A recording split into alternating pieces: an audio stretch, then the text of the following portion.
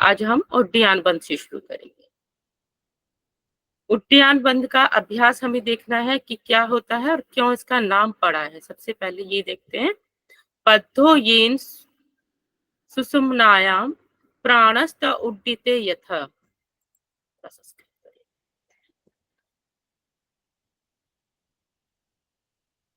बद्धो येन सुषुम्नायां प्राणस्त उड्डीते यथा तस्मात् उड्डयनाख्यं योगिभिः समुदाहत।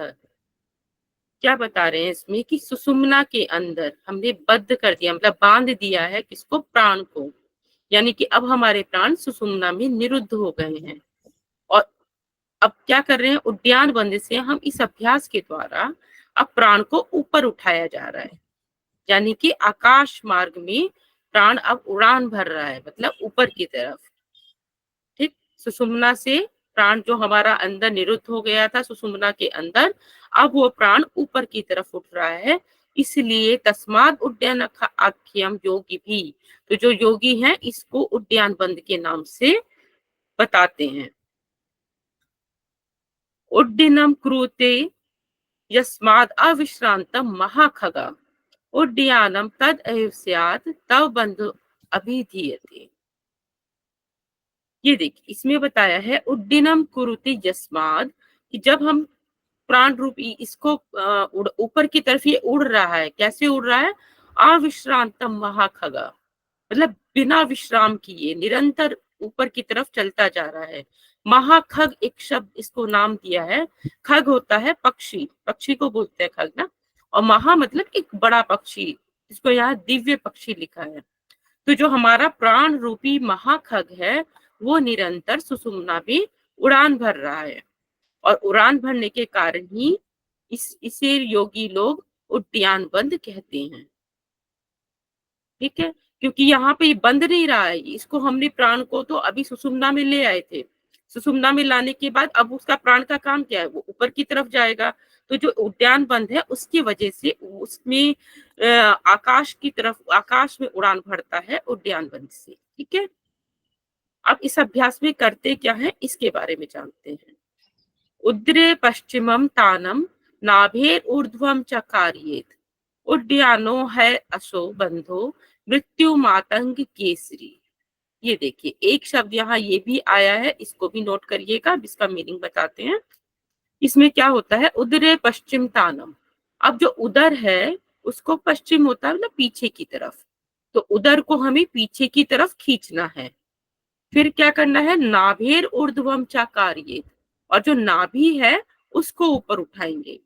जनरली लोग क्या सोचते हैं कि उड्डयन में पेट को कमर से लगाना है, लेकिन पेट को कमर के लगाने के साथ साथ नाभि को फिर ऊपर भी उठाना होता है, तब ये पूरा होता है। उड्डयानो है असो बंधो, अब मृत्यु मातंग केसरी, और इस बंध को मृत्यु मातंग केसरी के नाम से भी जानते हैं या कहते हैं। क्यों कहते हैं, क्योंकि जो ये मृत्यु रूपी हाथी, मातंग बोलते हैं हाथी को और केसरी बोलते हैं सिंह को, तो जो मृत्यु रूपी हाथी के लिए ये सिंह के समान है। इस शब्द को एज इट इज याद रखेंगे, मृत्यु मातंग केसरी, और इसका मतलब होता है कि ये मृत्यु रूपी हाथी के लिए सिंह के समान है। ठीक, तो इससे मृत्यु पर भी विजय पा लेते हैं, इतना ज्यादा ये वो है। आगे, उड्डयानम तु सहजम गुरुणा कथितम सदा अभ्यसेत सततम यस तु वृद्धो अपि तरुणायते।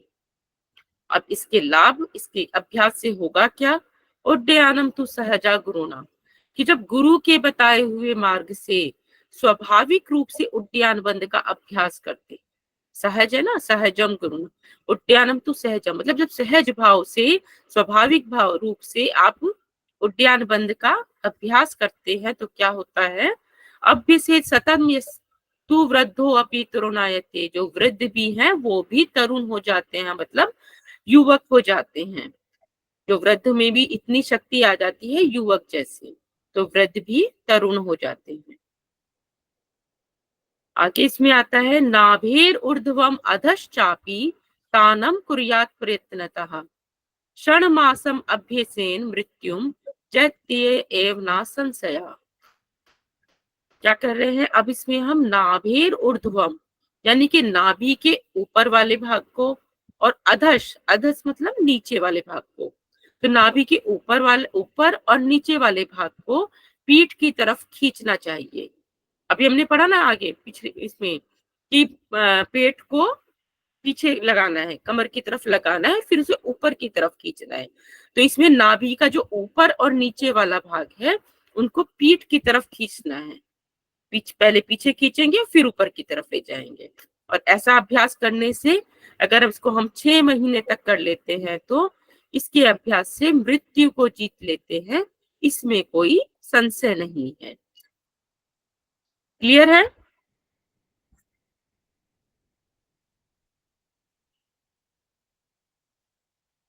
ठीक, आगे देखते हैं। सर्वेषाम एव बंधनाम उत्तमो है उड्डीनायक उड्डयनकः। सर्वेषाम एव बंधनाम उत्तमो हे उड्डयनकः। उड्डयने दृढ़े बंधे मुक्ति स्वाभाविकी भवेत्। अब इसको सब बंधों में, सर्वेषाम एवं बंधनाम, सब बंधों में क्या कहा है, उत्तम कहा है, यानी सर्वश्रेष्ठ बताया गया है सब बंधों के अंदर उड्डयन बंध को। क्यों? कि उड्डयन बंध दृढ़ बंधे मुक्ति स्वाभाविकी, क्योंकि इस बंध के अभ्यास के दृढ़ हो जाने पर मुक्ति का मार्ग सहज ही प्राप्त हो जाता है, यानी मुक्ति इसमें सहज ही मिल जाती है इस अभ्यास को करने से। सभी बंधों में उड्डयन बंध को उत्तम कहा गया है।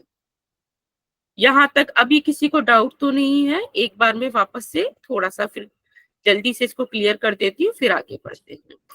सबसे पहले हमने देखा उड्डयन क्यों कहा गया इसको, क्योंकि जो हमारे सुषुम्ना के अंदर जो निरुद्ध प्राण था वो इसमें ऊपर की तरफ उड़ता है, आकाश मार्ग में उड़ान भरता है, क्योंकि ऊपर की तरफ उड़ रहा है तो उड्डयन बंध का है। तो इसको आप ऐसे याद रख सकते हैं चीजों से कि उड़ान भरता है तो उड़ान से उड्डयन नाम याद रह जाएगा। और फिर महाखग का है, क्योंकि पंछी है, पक्षी का काम क्या है, उड़ना है, तो ये महाखग जो है हमारा सुषुम्ना में उड़ान भरता रहता है और इसी के कारण इसको उड्डयन बंध कहा है। इसकी विधि में क्या था कि पहले उदर को पीछे की तरफ खींचेंगे और फिर नाभि को ऊपर उठाएंगे। इसी के साथ मृत्यु मातंग केसरी शब्द आया है, इसको भी याद रखेंगे। मृत्यु मातंग केसरी का मतलब हुआ कि मृत्यु रूपी हाथी के लिए ये सिंह के समान है। और फिर इसको अगर हम स्वाभाविक रूप से मतलब गुरु के निर्देशन में अगर इस अभ्यास को करते हैं तो वृद्ध भी तरुण हो जाता है।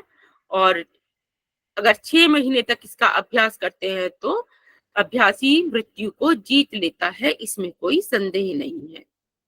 और सभी बंधों में उड्डयन बंध को सर्वश्रेष्ठ कहा गया है। और अगर इसके अभ्यास हमारा दृढ़ हो जाता है तो मुक्ति का मार्ग हमें सहज ही प्राप्त हो जाता है। ठीक, सिंपल है, बहुत ज्यादा इसमें नहीं है, कुछ शब्द हैं वो अच्छे से उनको हाईलाइट किया हुआ है, तो वो आप याद रखेंगे, उनका मीनिंग भी याद रखेंगे। इसके अंदर इतना ही बताया गया है। अभी तो ठीक है, इधर तक क्लियर है। आगे अब मूलबंध की तरफ चलते हैं। मूलबंध, अब आगे मूलबंध में आते हैं। मूलबंध क्या है? मूलबंध सब जानते भी होंगे, करते भी हैं। इसमें सिंपली क्या करना है, पार्षिणम भागेन संपीड्य योनिम आकुंचेद गुदम अपानम ऊर्ध्वम आकृष्य मूलबंधो अभिधीयते। मूल बंध में क्या होता है कि नीचे, क्योंकि सबसे नीचे हमारा मूलाधार वाला जो भाग है वहां पे वो बंध लगाया जा रहा है, तो उसमें क्या करना है, एड़ी से, पार्श्वनी बोलते हैं एड़ी को, तो एड़ी से सीवनी स्थान को दबाकर गुदा द्वार का आकुंचन करना है। ठीक, एड़ी से सीवनी स्थान को दबाया, यानी कि नीचे से गुदा द्वार पर प्रेशर देंगे और आकुंचन करेंगे, मतलब उसको अंदर की तरफ खींचेंगे। तो उससे क्या होगा, अपान वायु को ऊपर खींचकर रखने से मूल बंद होता है। सभी जानते हैं जो अपान वायु की दिशा जो होती है वो नीचे की तरफ होती है, लेकिन यहाँ हमें करना क्या है, मूल बंद में अपान वायु को ऊपर की तरफ खींचना है। और वो खींचेंगे कैसे, कि जब हमने नीचे बंद लगा दिया, नीचे हमने अगर उसको लॉक कर दिया तभी वो वायु ऊपर जाएगी, अदरवाइज तो वो नीचे ही जाती रहेगी। तो इसीलिए इसमें एड़ी से सिवनी को दबाकर गुदा द्वार का आकुंचन किया, अंदर की तरफ दबाया और अपान वायु को फिर ऊपर की तरफ खींचा, तो ये हमारा मूल बंध हो जाता है। ये आगे आता है इसमें, अधोगतिम अपानम वा ऊर्ध्वगम कुरुते बलात् आकुंचनेता प्राहुर मूल बंधम ही योगिनः। इसमें बताया है ये स्वाभाविक तौर पर अपान की गति नीचे की तरफ है और उस नीचे गति वाले अपान को गुदा का आकुंचन करके जब बल पूर्वक ऊपर उठाया जाता है उसे ही मूल बंध बताया है। क्लियर है? ये तो सिंपल है, इसमें कुछ ज्यादा नहीं है कि बस हमें प्रेशर देना है नीचे से तो हमारी अपान वायु ऊपर की तरफ उठेगी। गुदम पार्षणया तु संपीड्ये वायुम आकुंचयात् बलात् वारं वारं यथा च ऊर्ध्वं समायति समीरणः। अब करना क्या है, एक बार नहीं दबाने से, इन्होंने कहा कि एडी से गुदा द्वार को बार बार आकुंचन करेंगे। ऐसा नहीं कि हमने एक बार दबा के इसको रख लिया बस, वो आकुंचन करेंगे क्योंकि कोई भी चीज में किसी हवा को ऊपर करने के लिए आपको बार बार नीचे से प्रेशर देना पड़ेगा, तो इसीलिए एडी से गुदा द्वार को बार बार आकुंचन करेंगे, इससे प्राणवायु ऊपर की ओर चलने लगेगी। और हमें क्या करना है, प्राणवायु को यानी अपान वायु को ऊपर की तरफ ले जाना है, तो ये हमारी ऊपर चलने लगेगी। अब प्राण अपानो नाद बिंदु मूल बंधेन च एकताम गत्वा योगस्य संसिद्धति संसिद्धि यच्छतो नात्र संशया। अब इसका फल क्या हो रहा है, जब हमने प्राण नीचे से अपान वायु को ऊपर उठा रहे हैं तो क्या कर रहे हैं कि प्राण और अपान की एकता हो जाती है। मतलब ऊपर से प्राण हमारा नीचे की तरफ आ रहा है और नीचे से हम अपान वायु को ऊपर ले जा रहे हैं। इसको कहा है प्राण और अपान और नाद और बिंदु एक रूप हो जाता है। ठीक, या नाद बिंदु दोनों चीजें कहीं कहीं, तो इससे क्वेश्चन बन सकता है कि मूल बंध में किस किस का मिलन होता है, तो ऑप्शन में इस तरीके से दे सकते हैं, नाद और बिंदु का और प्राण और अपान का। तो इसमें जब इन दोनों का मिलन होगा तब जाकर योग में सफलता मिलती है, इसमें कोई संशय नहीं है, क्योंकि अल्टीमेटली तो हमें पहले दोनों को मिलाना ही है, उसके बाद ही हमारा प्राण ऊपर की तरफ जा रहा है। ये देखिए इस फिगर से और अच्छे से क्लियर हो जाएगा कि यहाँ पर प्राण वायु जो हमारे ऊपर वाले हिस्से में होती है, फिर नीचे से अपान वायु ऊपर की तरफ जा रही है, प्राण वायु नीचे की तरफ आ रही है, और कहाँ मिल रही है, ये समान में, जहाँ समान वायु मतलब मणिपुर चक्र में, और जहाँ इसी को वहनी मंडल भी कहते हैं। यहाँ पर हमारा अग्नि का काफी तेज मतलब क्योंकि सारा हमारा मणिपुर चक्र पे ही जो हमारी जठराग्नि है ये सब है, ये यहीं पर है, तो यहाँ पे इतना ज्यादा इनकी इससे गर्मी पैदा हो जाती है जिसकी वजह से हमारी जो प्राण वायु है वो ऊपर की तरफ जाने लगती है। मतलब जो कुंडलिनी ये जो सुषुम्ना नाड़ी में जो प्राण वायु है, जो कुंडलिनी है, वो ऊपर की तरफ जाने लगती है उस गर्मी से। अब देखते हैं इसमें, अपान प्राणायोर ऐक्यम क्षयो मूत्र पुरीश्यो युवा भवति वृद्धो अपि सततम मूल बंधनात्। अब मूल बंध के सतत अभ्यास करने से क्या हो रहा है, प्राण और अपान की एकता हो जाती है। ये तो अभी हमने ऊपर देखा कि प्राण और अपान की एकता होती है और नाद बिंदु की एकता होती है। और दूसरी चीज इसमें इंपॉर्टेंट है कि मल मूत्र यानी मूत्र और पुरुष पुरुष मतलब मल को कहा गया है, और इसका क्षय हो जाता है मतलब कम होने लगता है। ठीक, और इससे क्या है कि वृद्ध भी युवा हो जाता है। अब देखिए कितने इसके लाभ हो गए हैं कि इसमें पहले प्राण अपान की एकता तो हो रही है और मल मूत्र क्षय हो रहा है और वृद्ध भी युवा हो गए हैं, हो जाते हैं। आगे देखते हैं, अपान ऊर्ध्वगे जाते प्रयाते वहनी मंडलम तदा नल शिखा दीर्घा जायते वायु नहता। अब अपान वायु जब ऊपर उठती है, अभी दिखाया आपको फिगर में मैंने, जब अपान वायु ऊपर उठ रही है तो वह वहनी मंडल में जाती है। वहनी मंडल मतलब ये मणिपुर वाला स्थान जो था ये दिखाया है, ये वहनी मंडल नाभि के पास का जो होता है मणिपुर चक्र, वहां इसको वहनी मंडल कहा है। तो यहाँ जब जाती है तब वायु के आघात से, अब नीचे से अपान वायु आ रही है, उसकी भी वायु का प्रेशर है, इधर वहनी मंडल में भी गर्मी है, तो वो क्या होगा, वो जो गर्मी है वो और बढ़ जाएगी, तो अग्नि शिखा और बढ़ जाती है। जैसे होता है ना, कोई जगह पे दिया जल रहा है या कोई भी अग्नि है, और अगर हवा का और झोंका आ जाए तो उससे हवा और अग्नि और बढ़ने लगती है। तो यहाँ पे पहले से ही इतनी गर्मी थी, अपान वायु भी गर्म है, और जो जिस जगह पे वो आ रहा है वहनी मंडल, वहां पे भी गर्मी है। तो उसके आघात से वहां की अग्नि और बढ़ जाती, गर्मी और बढ़ जाती है। और फिर उससे क्या होता है, ततो यातो वहनीय अपानो प्राणम उष्ण स्वरूपकम तेना अत्यंत प्रदीप्तसा तु ज्वलनो दहेजस सततः। अब अग्नि और अपान प्राण उष्ण यानी गर्म हो जाते हैं। अग्नि तो है ही, अब अपान प्राण है, वो भी गर्म हो गया, और ज्यादा गर्म हो गया। इससे क्या हो गया, इससे देह की अग्नियां और प्रज्वलित हो जाती हैं। पहले से ही गर्मी थी और इन सब के मिलने से वहां और गर्मी बढ़ गई। ते, तेना अत्यंत प्रदीप्तम तु ज्वलनो देहजस। ठीक, तो देह की अग्नियां और प्रज्वलित होने लगी। तो उसके उससे क्या होता है, तेन कुंडलिनी सुप्ता संतप्ता संप्रबुध्यते दंडा हता भुजंगीव निश्वस्य रुजुता व्रजेत। अब उतनी गर्मी होने से वहां पर जो कुंडलनी है, जो सोई हुई है हमारी कुंडलनी, जिसे कहते हैं ना 3.5 फेरे मारे हुए सोई पड़ी है कुंडलनी हमारी, वो इतनी गर्मी से व्याकुल होकर जग जाती है। क्योंकि कहीं पे भी गर्मी होगी तो वो एकदम से जग जाएगी उस गर्मी की वजह से। और कैसे जग जाती है, डंडा हता भुजंगी निस्वस्य ऋजुता व्रजेत, उसी तरह से जिससे कि सीधी हो जाती है, जैसे किसी सांप को डंडे से मारा गया हो। जैसे आप किसी को सांप को मारेंगे तो सीधे एकदम से खड़ा होके एकदम से मतलब सीधे भागता है ना कहीं अपने बिल की तरफ। तो ये भी ऐसे जो कुंडलिनी सोई हुई थी, गर्मी की वजह से वो कुंडली व्याकुल होकर जगकर कहाँ जाएगी, वो सुषुम्ना की तरफ जाएगी, सुषुम्ना में प्रवेश करेगी। तो यहाँ देखिए, विलम प्रविष्टेव ततो ब्रह्मे नाड़ियम तरम व्रजेत तस्मान नित्यम मूल बंधा कर्तव्य योगी भी सदा।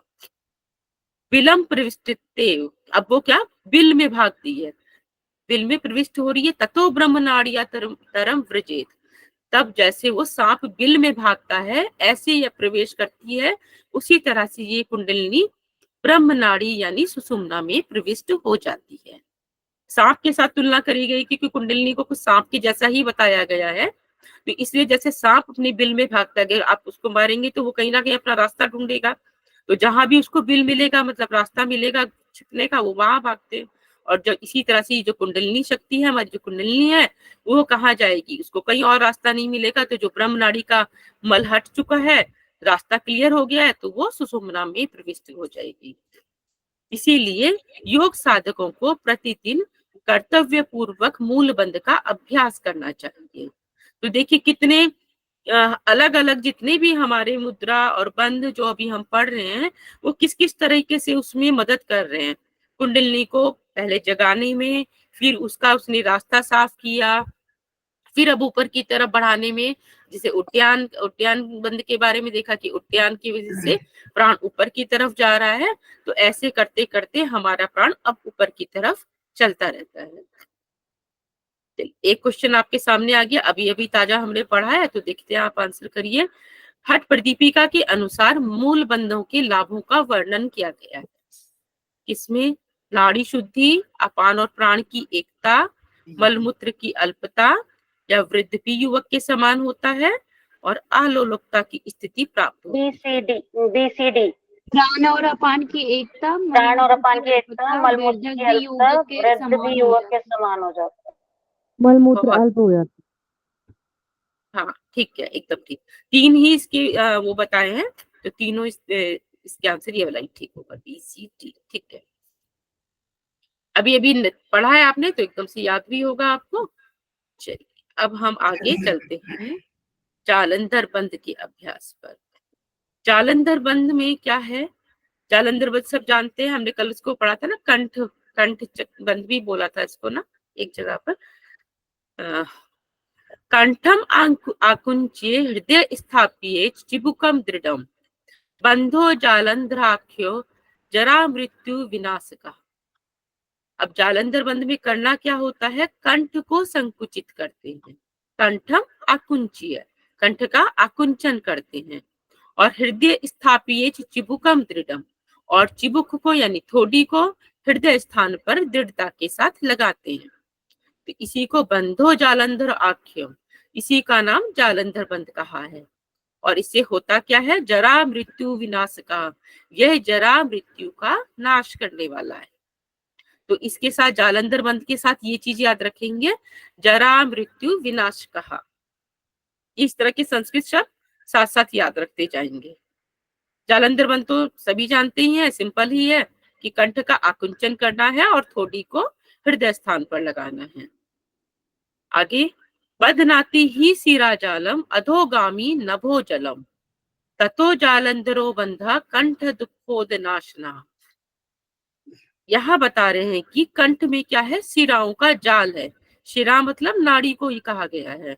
तो कंठ में ही सारे सिराओं का जाल है, और उनका क्या करना है, उन सिराओं को ये बांध देता है, क्योंकि हमने यहाँ लॉक कर दिया। जब बंद लगाया मतलब जो सिराओं से जो हमारा रसों का श्राव हो रहा है उसको हमने यहाँ बंद कर दिया। तो ये नीचे की ओर आने वाले अमर वारुणी रस को रोकता है। ठीक है, तो जालंधर बंध कैसे काम करता है, जब हमने यहाँ पे कंठ पर आकुंचन कर दिया तो हमारी जो नाड़ियां हैं वो सब भी लॉक हो गई एक तरीके से। तो ऊपर से जो अभी तक हम पढ़ते आ रहे हैं कि चंद्रमंडल से श्राव होता है अमर वारुणी रस का, वो उसको रोक देगा वहां पे। और यह जालंधर बंध कंठ दुखोद नाशनम, जो कंठ संबंधी जितने भी रोग हैं उनका नाश करता है। तो क्योंकि जालंधर बंध गले से रिलेटेड है, तो जो गले के आसपास के जितने भी रोग हैं वो उनका नाश करता है। चालंद्रे कृते बंधे कंठ संकोच लक्षणे, ना पीयूषम पतत्ये अग्नो ना चा वायु प्रकुप्यति। अब कंठ संकोचन यानी कि जो जालंधर बंध किया हमने, उसमें हमने क्या किया, कंठ संकोचन किया, कंठ को संकुचित किया।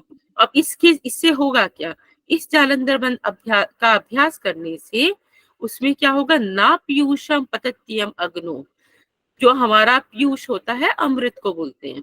तो जो अमृत अभी जो गिर रहा था नीचे की तरफ, वो अब हमारा अग्नि में नहीं जा रहा है, यानी सूर्यमंडल में नहीं जा रहा है, और ना ही उससे वायु प्रकोपित होती है। जो वायु हमारी है उसका भी नाश नहीं होता, या वायु का प्रकोप नहीं होता, वात दोष नहीं होता। ठीक है, ये चीजें बार बार ही आ रही हैं, मुझे लगता है बहुत अच्छे से क्लियर हो गई होंगी कि जहां पे भी हम बंद की बात कर रहे हैं, चाहे वो जालंधर बंद या नीचे के जो बंद लगा रहे हैं, कहीं ना कहीं अल्टीमेटली सारा सबका एम हमारा क्या है कि जो हमारा अमृत जो गिर रहा है ऊपर से उसी का हमें रक्षण करना है। किसी का माइक ऑन है तो कुछ आवाजें आ रही हैं, तो माइक ऑफ कर लीजिए प्लीज। तो कंठ संकोचन से सबसे बड़ा हमारा, क्योंकि हमें अल्टीमेटली शरीर को अपने बचाए रखने के लिए हमें इस अमर वारुणी की रक्षा करनी है। जब हमारा ये अमृत रहेगा तो उससे हमारा जो जीवन है वो और लंबा हो जाएगा। तो इसीलिए ये जालंधर की यहाँ विशेषता बताई गई है। आगे देखते हैं, कंठ संकोचने द्वे नाड़ियो स्तभ्येद दृढ़म, मध्य चक्रम इदम ज्ञेयम षोडश आधार बंधनम। अब कंठ संकोचन कर लिया हमने जब, तो कंठ संकोचन के द्वारा क्या हुआ, दोनों नाड़ियां यानी इड़ा और पिंगला को दृढ़ता पूर्वक रोक दिया हमने। अभी तक हमारे प्राण क्या है, इड़ा पिंगला से जा रहे थे, श्वास ले रहे थे, इड़ा पिंगला से अंदर जा रहे हैं, लेकिन जब हमने इसका संकोचन कर दिया तो अब इड़ा पिंगला से श्वास हमारा रुक जाता है उधर। तो ये इसी को क्या कहा गया है, यहाँ मध्य चक्र भी कहा गया है। जैसे खेचरी में क्या था, खेचरी में भी एक चक्र का नाम आया था, कोई माइक ऑन करके बताएंगे। पल्लवी जी बताइए। हाँ जी, व्योम चक्र। तो ये ऐसे ऐसे, ये देखिए चक्रों के नाम बीच बीच में इनके साथ आ रहे हैं, तो उनको आप अच्छे से याद रख लीजिए। ठीक है, और इसमें दूसरा क्या बता रहे हैं कि षोडश आधार बंधन, यानी 16 आधारों का बंधन हो जाता है। 16 आधार पढ़े हैं ना आप लोगों ने, इसमें आई थिंक वशिष्ठ संहिता में पढ़ा है ना, तो वहां पे उनका भी बंधन हो जाता है, उस पर नियंत्रण आ जाता है। तो इतने सारे इसके लाभ आपको मिल जाते हैं जालंधर बंद के। ये देख लीजिए, एक बार दोबारा मैं दिखा देती हूँ। जब कंठ का हमने संकोचन कर दिया और हृदय को हमने वो ठुडी को अपने हृदय स्थान पर लगा लिया, तो हमारा जालंधर बंद हो जाता है। और जालंधर बंद करने से होता क्या है, जो हमारा अमर वारुणी रस है वो अब नीचे नहीं जाता, और उससे क्या होता है, जो कंठ संबंधी रोग हैं वो हमारे दूर हो जाते हैं। और जालंधर बंद के अभ्यास से जब हमने अमृत को नीचे जाने से रोक लिया, तो उससे हमारे वायु का प्रकोप भी नहीं होता, वात दोष खत्म हो जाता है। इसमें एक चीज और थी, और कंठ के संकोचन से दूसरा क्या है कि दोनों नाड़ी जो ईड़ा और पिंगला थी, उनका अब इसी मतलब सुषुम्ना में जब जाने लगा प्राण, मतलब ये कह सकते हैं, तो इसी को मध्य चक्र के नाम से बताया गया है। और इसमें 16 आधारों का बंधन हो जाता है, यानी उस पर नियंत्रण हो जाता है। तो ये चीजें बहुत इंपॉर्टेंट है इसमें कि किस बंद के साथ क्या चीजें बताई गई हैं। तो यहाँ जालंधर बंद के साथ 16 आधारों का बंधन बताया गया है। ठीक है, तो अभी इसको अभी बाद में एक बार देख लेंगे दोबारा से आगे के। अब इसमें हम एक बार मुद्राओं के बंद का क्रम देखते हैं। मुद्राओं, पहले हमने प्राणायाम में देखा था क्रम कैसे होता है, अब यहाँ देखते हैं मुद्राओं में कैसे बंधों का क्रम बताया है। तो मूल स्थानम समाकुच्यम उडीयानम तु कार्येत, इडाम च पिंगलाम बद्धवा वाहयेत पश्चिमे पथि। मूल स्थानम समाकुच्यम, यानी कि गुदा का आकुंचन करके, गुदा मतलब मूलाधार वाली गुदा जो है, यहाँ मूल बंध की बात करी जा रही है। तो मूल स्थानम समाकुच्यम यानी गुदा का आकुंचन करके, फिर उड्डयानम तु कार्येत, अब उड्डयान बंद करना चाहिए। गुदा का आकुंचन करके यानी मूल बांध, फिर उड्डयान बंद करना चाहिए, और फिर इड़ाचा पिंगला बद्धवा, और अब इड़ा पिंगला को बांधकर, यानी इड़ा पिंगला को बांधा हमने क्या किया वहां जालंधर बंद में, अभी पढ़ा था जालंधर बंद में इड़ा पिंगला को मतलब खत्म हो जाता है वहां पे उसका काम। तो इड़ा पिंगला को बांधकर वायु को पश्चिम यानी सुषुम्ना मार्ग में प्रवाहित करना चाहिए। ये हमारा मुद्रा का क्रम है। तो पहले मूल बंद, फिर उद्यान बंद, और फिर उसके बाद हमारा जालंधर बंद का क्रम आता है। ये मुद्रा वाले क्रम, मुद्रा वाले अभ्यास। ये देखिए, यहाँ मैं एक और दिखा देती हूँ बंद लगाने का क्रम। यहाँ मुद्रा बंद अभ्यास में क्या है, अध्याय में पहले हमने देखा मूल बंद है, फिर उद्यान बंद, और फिर जालंधर बंद। पहले पिछले अभी प्राणायाम वाले चैप्टर में हमने देखा था, वहां था जालंधर बंद, मूल बंद और उद्यान बंद। इसको आप लोगों ने अच्छे से याद कर ही लिया है, JMU के नाम से, है ना। तो ये जालंधर, मूल और उद्यान प्राणायाम वाले में होगा, और मुद्रा वाले में मूल बंद, उद्यान बंद और जालंधर बंद। तो इसको इसको ऐसे याद रख सकते हो, जैसे मुद्रा अगर आपको लिखना है तो आप लिखेंगे, इंग्लिश में लिखना है तो MUDRA। तो इसको इसके साथ ऐसे जोड़ सकते हैं कि M से पहले शुरू हो जाएगा तो मूल बंद, U से उद्यान, और तीसरा क्या बचता है हमारा जालंधर, तो ये जालंधर बंद। तो ये क्रम भी आसानी से याद हो जाएगा। क्योंकि देखिए जब हमने ये चीजें पढ़ ली है ना कि यहाँ पे मुद्रा का ये क्रम, उसमें क्या होता है फिर बाद में कंफ्यूजन होने लगता है कि याद तो कर लिया लेकिन किसमें क्या था, यहाँ ये चीजें भूल जाते हैं। तो इसको मुद्रा को MUD से याद मतलब MUD होता है, तो इसको MUJ से याद कर लीजिए, मुझ से, और इसको आपने JMU से याद किया था। ठीक, तो इसके लिए ये आपका यहाँ गलती नहीं होगी इसमें। यहाँ तक क्लियर हो गया अभी? Yes ma'am. अन्य विधानेन प्रयाति पवनोलयम ततो न जायते मृत्युर जरा रोगादिकम तथा। अब क्या करना है, इस विधि से अन्य विधानेन प्रयाति पवनोलयम, अब यहाँ प्राण का लय हो रहा है, इस विधि से प्राण का लय हो रहा है, तब क्या होगा, न जायते मृत्यु जरा रोगादिकम तथा, तब क्या होगा, हमारे को न मृत्यु, जरा, रोग आदि नहीं छुएंगे, नहीं होगा हमें इसका कष्ट। किस, इस विधि के प्राणायाम सॉरी इस विधि के अभ्यास से। तो प्राण जब हमारा लय हो गया तो अब हम मृत्यु जरा रोग से दूर हो गए। हाँ, कोई हैंड रेज कर रहे हैं, अमिता जी हैंड रेज कर रहे हैं, बताइए। मैम आपने जैसे बोला कि प्राणायाम और मुद्रा में अलग अलग ही क्रम है, तो ये जी, दोनों इसी का ही है कि प्राणायाम इससे अलग जो? देखिए, अभी हमने पिछला उपदेश जो पढ़ा था वो प्राणायाम वाला पढ़ा था। वहां पर भी इसमें बंधों की चर्चा आती है। वहां पर ये इस क्रम में आते हैं, जालंधर, मतलब मूल इसी और चैप्टर उद्गीत। से प्राणायाम, एक्चुअली मैंने उस समय पढ़ा नहीं था। अच्छा, पढ़ा नहीं मैंने है तो अभी आप 2-3। पिछली पिछली कोई बात नहीं, हाँ, आप पिछली वीडियो देख लीजिए तो आपको वो क्लियर हो जाएगा। तो ये दोनों चीजें हाँ, इसी मतलब ये हट इसी प्रतिदीपिका चैप्टर के से अंदर यानी ही है। अलग हट प्रदीपिका का ही है। हाँ, राइट, हाँ, हट ठीक है। प्रतिदीपिका का। ठीक है, ओके। तो चलिए आगे आते हैं। बंध त्रयम इदम श्रेष्ठम महासिद्धेश्च सेवितम सर्वेषाम हठ तंत्राणाम साधुनम योगिनी विदो।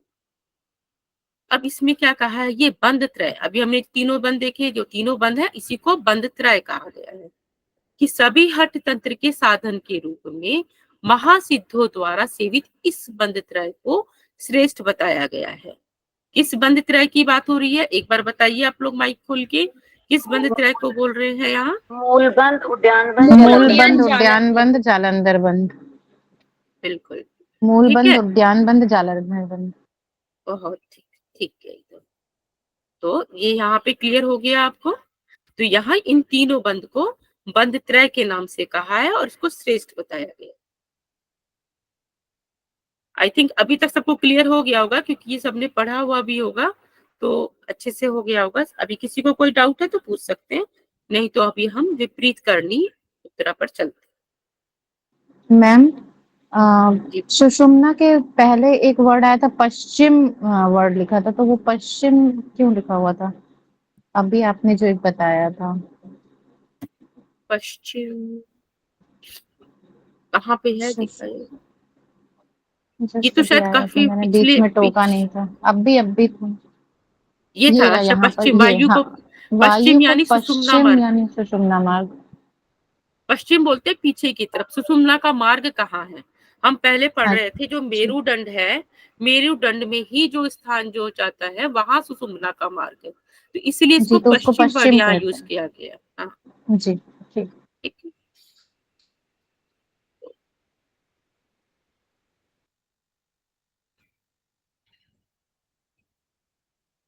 अब हम विपरीत करनी पर चल रहे हैं। विपरीत करनी मुद्रा में क्या है? यत् किंचित स्रवते चंद्रात अमृतम दिव्य रूपिणा तत्सर्वं ग्रसते सूर्यस तेन पिंडो जरायुतः। यहाँ बता रहे हैं स्रवते चंद्रात, चंद्रात मतलब चंद्र, चंद्र स्थान यानी सोम मंडल। ये सब शब्द मिलते जुलते हैं तो पता होगा, और जिनको नहीं पता थोड़ा सा इनको रिलेट करिए कि सोम चंद्र, सोम को एक नाम चंद्र भी बोलते हैं, ऐसे याद रखिए। तो जो सोम मंडल है वो चंद्र स्थान हमारा, ठीक। यहाँ से जो दिव्य रूप अमृत का स्राव हो रहा है, यत् किंचितम स्रवते चंद्राद अमृतम दिव्य रूपिणा, तो जो सोम मंडल से जो दिव्य रूप अमृत का श्राव होता है उससे क्या हो रहा है? तत्सर्वम ग्रसते सूर्य तेन पिंडो जरायुत, और उसको क्या कर रहा है? सूर्य ग्रस लेता है, क्योंकि सोम मंडल सभी को पता है, चंद्र स्थान क्या है हमारा? वो तालु पर है, और सूर्य मंडल कहाँ है? नाभि में है। तो जब हम तो सीधे खड़े हैं, तो वो क्या हो रहा है, जो हमारा अमृत है वो नीचे जाता जा रहा है, सूर्य उसको ग्रसता रहता है। तो इसी से क्या हो रहा है, शरीर में बुढ़ापा आता रहता है। वो इतना धीरे धीरे हो रहा है कि पता नहीं चल रहा है। जैसे हमारी उम्र घटती जा रही है, तो उम्र क्यों जा रही है? या ये जो योगी लोग होते हैं, इतनी इतनी उम्र उनकी हो जाती है, उनका जीवन काल इतना हो जाता है, वो क्या करते हैं, ये सब सिद्धियां करके ही अपने जीवन काल को बढ़ाते हैं। पर अब हमारे जैसे मनुष्य है, अज्ञानी है, हम तो जानते ही नहीं है, जीवन ऐसे ही चल रहा है। तो एक नॉर्मल जो एक हमारी एक उम्र मानते हैं कि 100 साल या 80, 100 साल, 100 साल तो लगभग मानते ही थे मनुष्य की उम्र, लेकिन आजकल का जीवन काल देखते हैं और भी कम हुए जा रहा है। तो क्योंकि हमें ये सब चीजें तो बिल्कुल पता ही नहीं है, पर जिनको पता है वो इस चीज को रोक लेते हैं। वो कैसे करते हैं? उनको कुछ अभ्यास पता है हमारे सिद्धजनों को, तो उसको करके इन चीजों को, जैसे ये हमारा जो दिव्य श्राव है, इसको वो रोक लेते हैं। अब वो कैसे रोकते हैं उसको हम आगे देखते हैं। यहाँ देखिए, इस पिक्चर में आपको क्लियर होगा ये चंद्र, चंद्र आपदा है तो सिर में, तालु स्थान पे जो हमारा चंद्रमा से अमृत टपकता है, कहाँ टपकता है, वो जाकर नीचे सूर्य, ये सूर्य नाड़ी में इधर जा रहा है नाभि की तरफ, तो यहाँ पे क्या है, सूर्य में तो इतनी गर्मी है, वो उसको भस्म करता जा रहा है और उसी की वजह से हमारी आयु कम होती जा रही है, वो जीवन काल कम हो रहा है। अगर किसी विधि से हम इसको उल्टा कर दें, उल्टा मतलब कि या ये तरीके से कर दें कि हमारा ये जो अमृत टपक रहा है ये यहाँ तक जाए ही ना, तो उसका तरीका क्या हो सकता है कि हम इसको आगे दिखाती हूँ, इसको अगर हम विपरीत कर दें तो ही एक तरीके से हमारा ये जो चंद्र से जो टपक रहा है अमृत वो हम बचा सकते हैं उसको। आगे श्लोक में देखते हैं, तत्रास्थिकरणम दिव्यम सूर्यस्य मुखवंचनम गुरु उपदेशतो ज्ञेयम ना तो शास्त्रार्थ कोटि भी। अब उस क्या करना है कि इसके उपाय के तौर पर हम एक दिव्य क्रिया होती है, क्या होती है, जिसमें अमृत सूर्य के मुख में जाने से बच जाता है, जो बात अभी मैंने बताई है कि हमें उसको कैसे बचाना है, तो वह क्रिया गुरु के मुख से ही जानी जा सकती है, ना कि करोड़ों शास्त्रों को पढ़ने से। तो कोई भी चीज हमेशा हमने सुना है कि सब चीज गुरु के द्वारा बताया गया, और ये अभ्यास तो खासकर गुरु के द्वारा जो बताया जाए तभी करना है, ये नहीं कि हमने पढ़ लिया और उसको करने लगे। तो हमेशा गुरु के दिशा निर्देशन में ही इस क्रिया को करना है। अब क्रिया क्या है वो देखते हैं। ऊर्ध्वर नाभिर अधस्तालोर ऊर्ध्व भानुर अध शशि। क्या बता रहे हैं, ऊर्ध्व नाभिर यानी नाभि को ऊपर कर दें, और अधस तालोर, और अधस मतलब अध मतलब नीचे की तरफ, और तालु को अगर हम नीचे कर दें, अगर हमने नाभि को ऊपर कर दिया और तालु को नीचे कर दिया तो क्या होगा, नाभि को ऊपर करने से सूर्य ऊपर चला जाएगा, और तालु नीचे है तो तालु में चंद्रमा है, चंद्रमा नीचे रहेगा, तो ये स्थिति क्या हो गई, हमारी विपरीत स्थिति हो गई। इसी को विपरीत करणी स्थिति कहा गया है। तब इसकी स्थिति विपरीत हो गई, जिसे गुरु से ही सीखना चाहिए। ठीक, तो इसमें मेन हमारा इंटेंशन क्या है, हमें कि हमें जो चंद्र से जो हमारा अमृत निकल रहा है उसको हमें बचाना है। और वो हम कैसे बचा रहे हैं कि हमने नाभि वाले हिस्से को ऊपर कर दिया, तालु को नीचे कर दिया, तो हमारा चंद्र का रक्षण हो जाएगा, अमृत का रक्षण हो जाएगा, वो वहां ग्रसेगा नहीं। ये देखिए ये स्थिति हो जाएगी, विपरीत कर दिया, चंद्रमा नीचे आ गया, सूर्य ऊपर आ गया।